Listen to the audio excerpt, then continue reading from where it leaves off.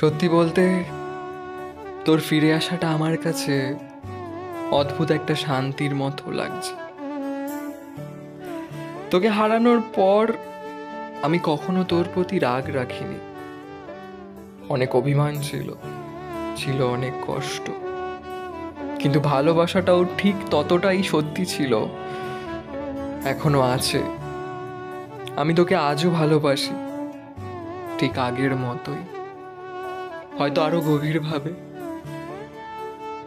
তোর চলে যাওয়াটা ভুল বোঝাবুঝির কারণে ছিল, আমি সেটা বুঝেছি, তোকে বুঝিয়েও ছিলাম। আজ তুই যখন আবার ফিরে এসেছিস, স্বাভাবিকভাবেই কথা বলছিস, আমার মনে হচ্ছে পুরনো কিছু জায়গা আবার আলো পেয়েছে।